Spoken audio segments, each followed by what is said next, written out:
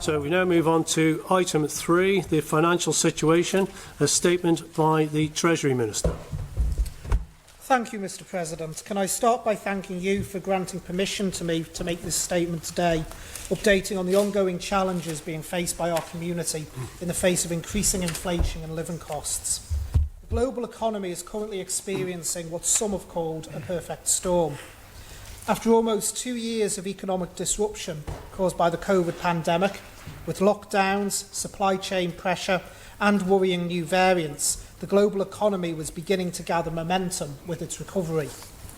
This recovery put pressure on supply chains as industries and economies ramped up production that had been put on hold. Against this backdrop of rising energy prices and difficulties sourcing key components, Russia's invasion of Ukraine has thrown this economic recovery into disarray. Russia is one of the world's largest energy, food and raw material exporters, and the far-reaching Western sanctions that have rightly been put in place, along with the wider geopolitical considerations, have led to increased volatility in energy and commodity markets across the globe. Ukraine, for its part, is also a major global supplier of commodities and industrial products. In the past, it has often been named, for very good reason, the breadbasket of Europe. And the severe impact the war is having on Ukraine's economy is leading to price volatility and supply disruptions. Russia's major role in the global energy supply has led to high volatility in oil and natural gas prices, with prices expected to remain abnormally high throughout 2022 as a minimum. To put it into context, Mr President, the wholesale price of natural gas prior to the middle of last year had previously averaged 45p per therm and is now averaging around 200p per therm, an increase of between 400 and 500% in wholesale cost. Given the importance of energy to all aspects of our economy, we can expect to see upward pressure on prices to continue for the time being. The Isle of Man's economic position is closely linked to our neighbours in the United Kingdom, so we can expect to see similar pressures.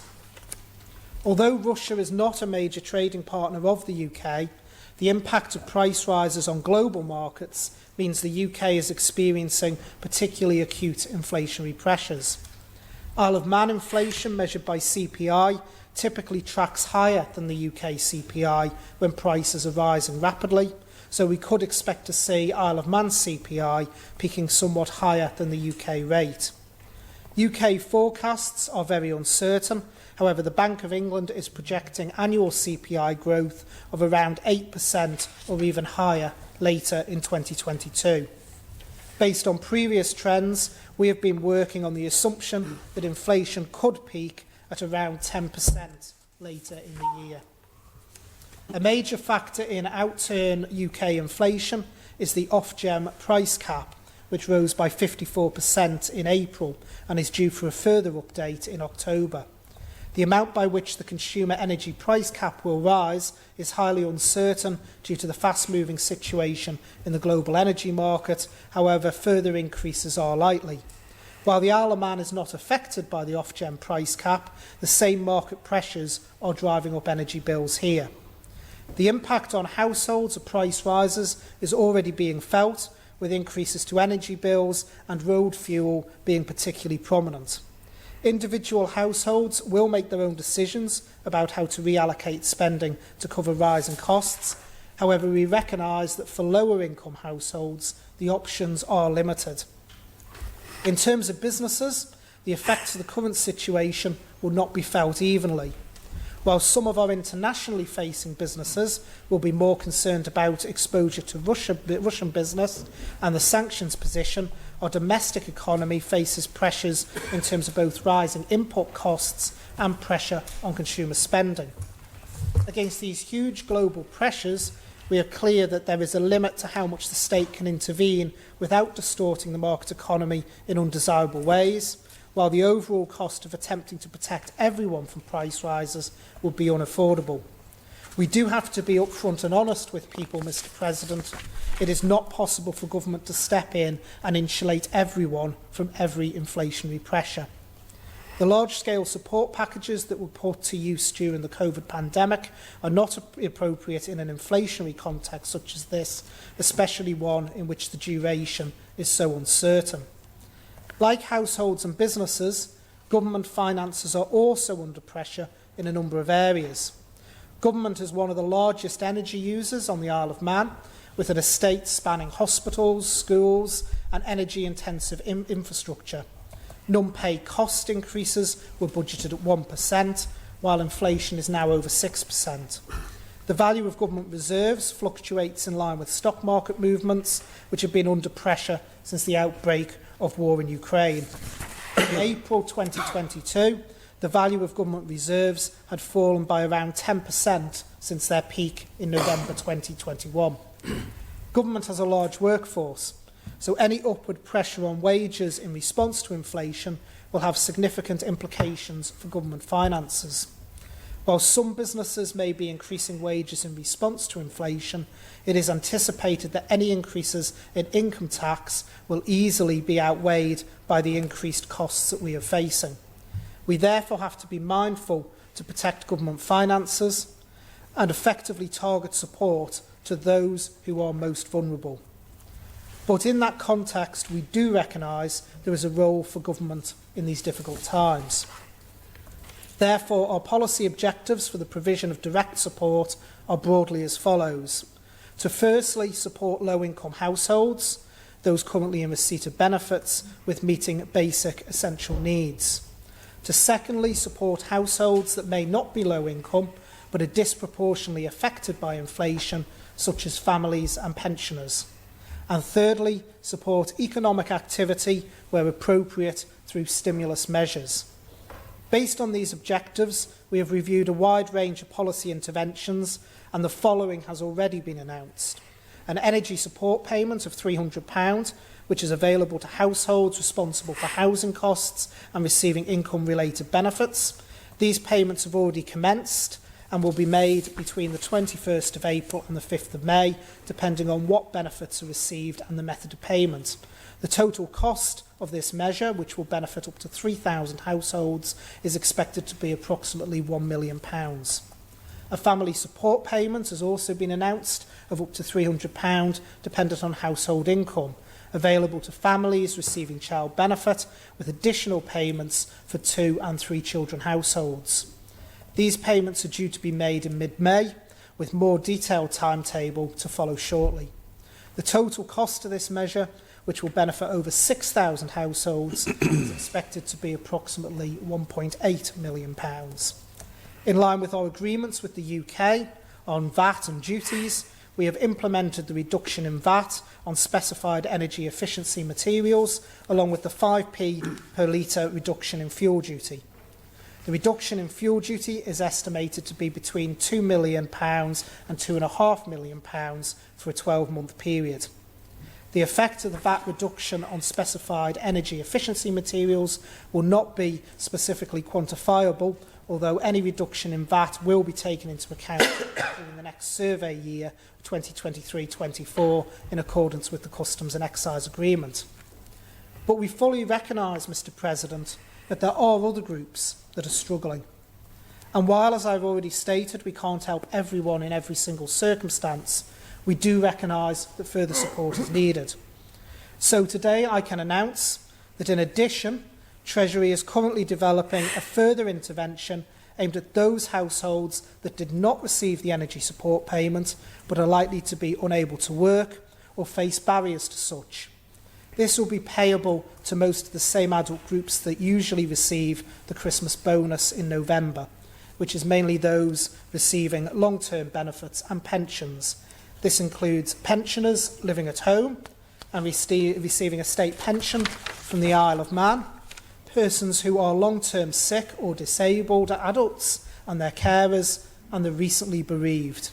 This long-term benefit support payment will be payable at the rate of £150 and it is hoped to be paid out in June. Together, these payments will help support vulnerable households in line with our policy objectives. In addition, Mr President, there is full recognition that as we head towards the winter months later in the year, these increased costs are likely to bite further, with even greater impact. It is therefore important that we do not expend all our potential resources now, when the major pressures may be felt later in the year.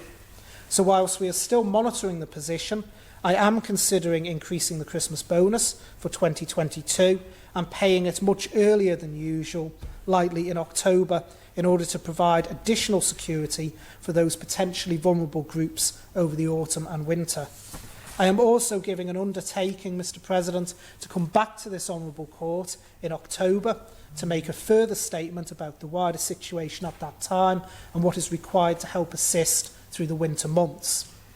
Mr President, I hope that honourable members will agree that taken together, the support I have announced today, along with that announced previously, amounts to a comprehensive package which is appropriately targeted at those who are less likely to be able to adjust to the rising cost of living, along with households whose incomes are likely to be fixed or limited.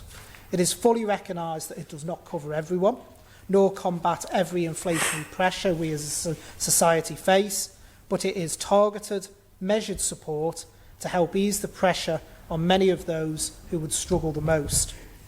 The policy interventions ensure some support is available to those on the lowest incomes, families with children, pensioners living at home, persons who are long-term sick and disabled adults, and their carers and the recently bereaved.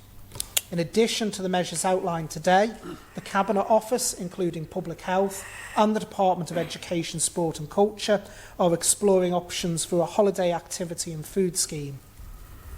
By working with the third sector and private organisations, it is intended that establishing such a scheme will not only have the benefit of healthy food provision, but also providing enrichment activities and tackling social isolation, which may be experienced by some of our young people during the school holiday periods.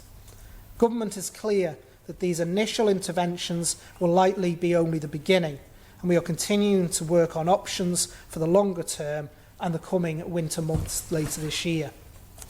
An identified area for further development is economic stimulus measures, such as through the Love IOM card, to encourage and support spending in our domestic economy, especially in areas such as hospitality, which are reliant on discretionary spending. On wider communication with industry, the Department for Enterprise executive agencies remain the key conduit to discuss their concerns with government, and we can encourage them to continue to do so. The close working relationships developed during the COVID response between Treasury and the Department for Enterprise remain as valuable as ever when considering our policy responses. We are also mindful that impacts may not just be inflationary. Supply chains that were previously under strain will continue to struggle, given the importance of Ukraine and Russia for the supply of certain commodities. As a result, government is working closely across industry and the public sector to plan for eventualities to ensure continuity of supply of key products. Regardless of government's interventions, the challenges facing all of us are unprecedented in modern times, and we will all need to make hard decisions over the year ahead. Government departments are focused on cost saving where possible to limit the impact of inflation on departmental budgets. Each department will be developing a cost improvement plan to identify ways in which savings can be made to offset the impact of inflation and other cost pressures during the year. Additionally, departments are looking at their income streams and considering which fees and charges could be increased without significantly impacting on those people already struggling on lower incomes. Nonetheless, a portion of government income comes from contracts which cannot be adjusted on an annual basis. I am also aware that many pay negotiations are taking place at present, and whilst I fully appreciate the impact on workers' personal finances, the impact on government finances must be recognised too, and budgets for the coming year's departmental spend have been set. So I will continue to urge for the difficult reality of the pressures facing the public sector finances to be recognised during those negotiations. Against this worrying backdrop, it is important to emphasise the government's overall financial position at the current time, though under pressure, remains stronger than many of our counterparts with low levels of debt. But that does not mean that we should become complacent, Mr. President. Our approach so far is part of our strategy to carefully use resources to support the most vulnerable, so as to retain our capability to move quickly in reaction to further developments. I give my commitment, Mr. President, to continue to monitor this fast-moving situation, in particular developments in the energy markets as we move through the year into autumn and winter, when the pressures may be felt the most, and come back to this Honourable Court in October with a further statement ahead of the winter months. Mr. President, as the situation develops, the support schemes announced so far will be kept under review, with capacity to be amended as appropriate. In this way, I am confident we will be able to help the most vulnerable through these unprecedented challenges while maintaining our resilience in the long term. Thank you, Mr. President.